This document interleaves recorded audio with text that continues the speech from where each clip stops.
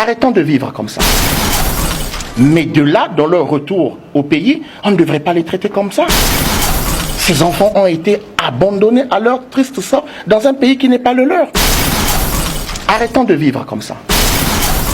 Mais si l'exécutif avait un regard paternel sur ses enfants, que lui-même il a envoyé en formation, il va falloir que les choses puissent changer. Arrêtons de vivre comme ça. Aujourd'hui, il suffirait qu'un leader politique se pointe là, monnayant 500 €, 300 €, ça y est, on court vers lui. Mais lui, il vient, c'est pour ses intérêts personnels. Arrêtons de vivre comme ça. Et pourtant, pendant la campagne, je le voyais tous les jours avec le jeune qui galère devant son portail pour le rencontrer. Arrêtons de vivre comme ça.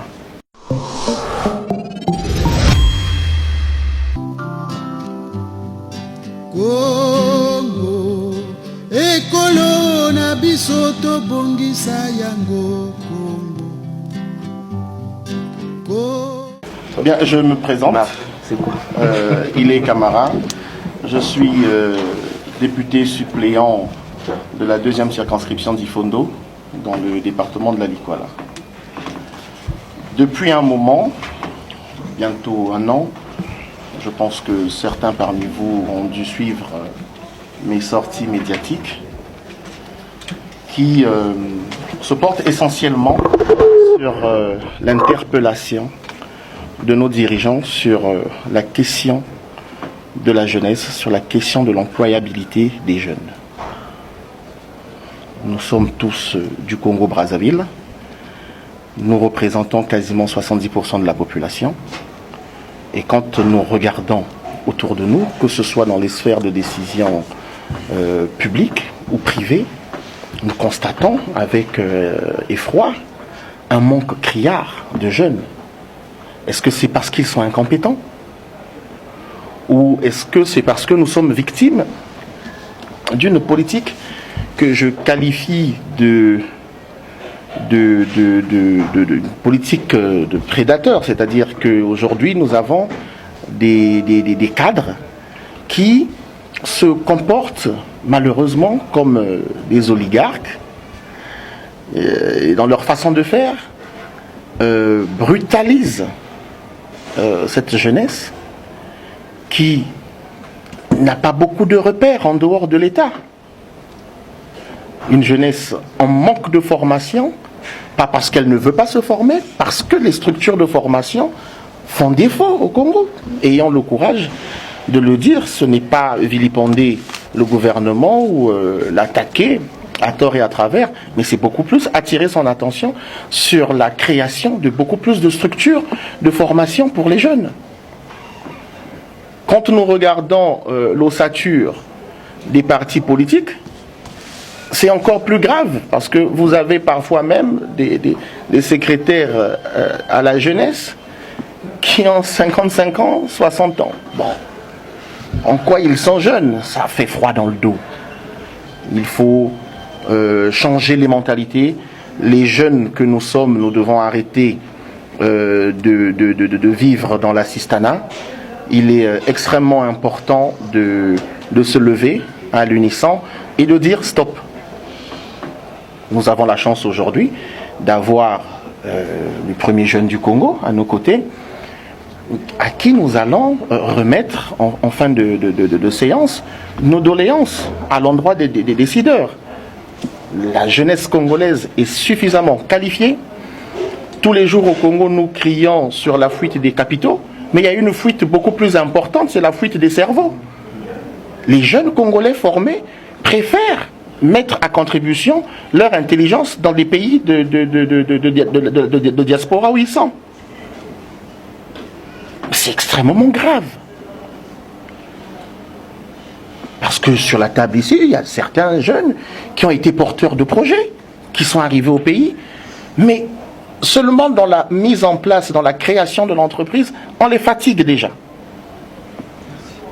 Ils reviennent en France avec leurs projets dans le sac, mais qu'est-ce que vous attendez de cette jeunesse qui rentre avec beaucoup d'amertume et beaucoup de mépris? Elle s'auto-apatride et elle décide de ne plus rentrer dans son pays d'origine.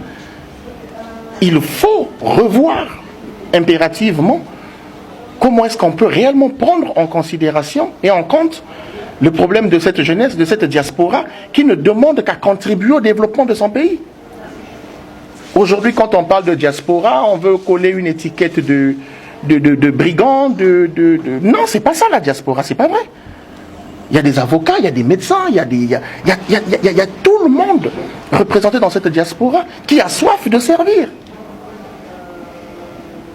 Cette diaspora parfois qui est heurtée à la difficulté de la délivrance du passeport.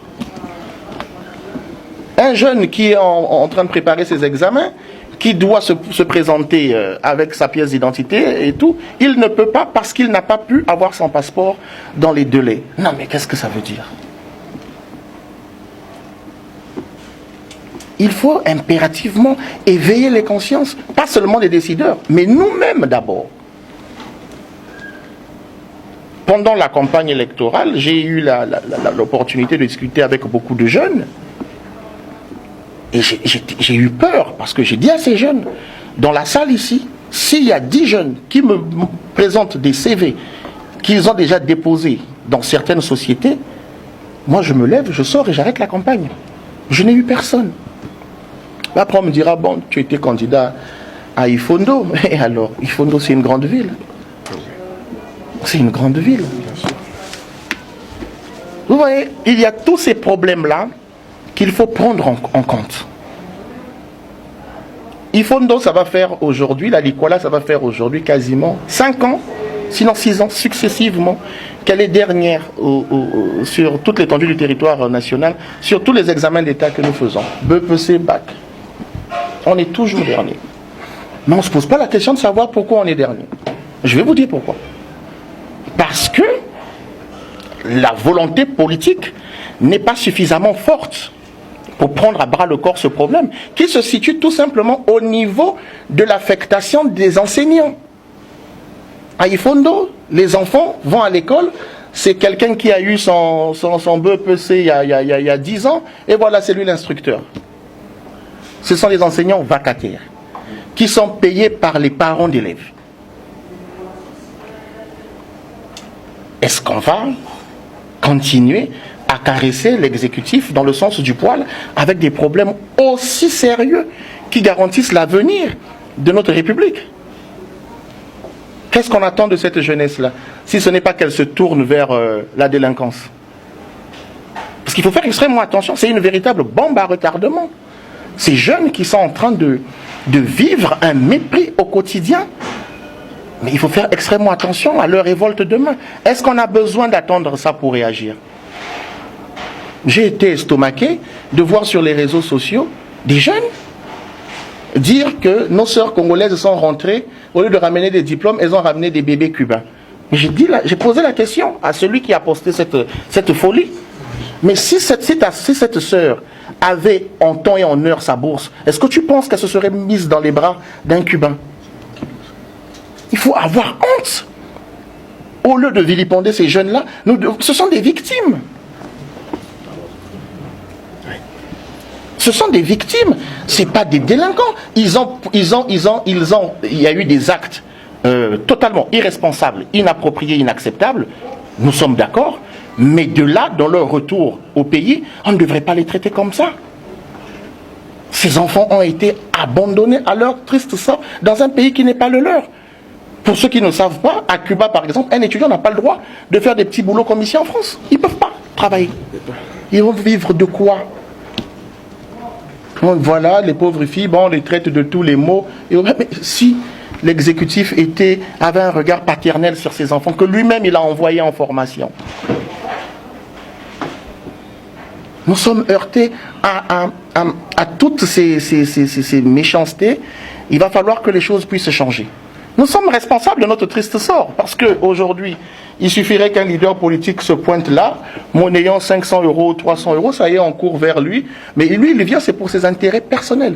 Une fois qu'il est élu, une fois qu'il est nommé, il oublie les jeunes qui l'ont porté là. Et même pour le rencontrer, je vous dis, je vois la queue devant chez les ministres et autres, ça fait pitié. Mais pourtant, pendant la campagne, je le voyais tous les jours avec le jeune qui galère devant son portail pour le rencontrer. Arrêtons de vivre comme ça. Ayons le courage de dire, bon, d'accord, tu es venu, mais voilà, il faudrait qu'on s'accorde, on le fait sur écrit. Puisqu'on a bien compris que la parole, elle vaut plus grand-chose au pays. Changeons les mentalités.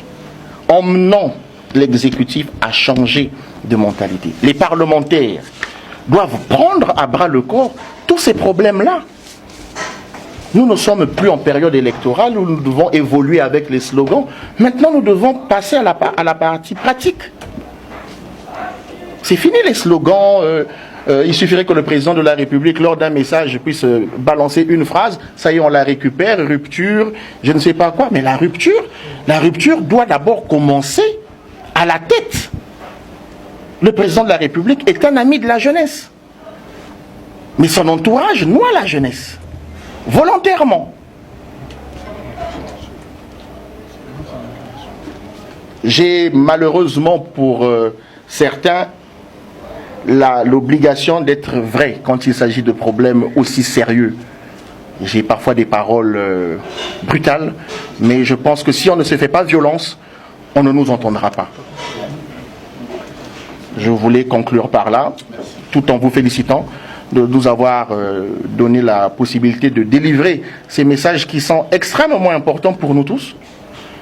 Et bon vent à la JRMP. Et encore une fois, mes félicitations au secrétaire exécutif du Conseil consultatif de la jeunesse, que je connais personnellement et que je connais sur le plan politique. C'est quelqu'un d'une intelligence remarquable et je sais parfaitement qu'il mènera à bien la mission qui lui a été confiée par le chef de l'État. Je félicite aussi le président de la JRMP qui a été nommé par décret au niveau du Conseil consultatif de la jeunesse. Ce sont des victoires, mais on ne peut pas se contenter de ça. Il en faut plus. Merci beaucoup.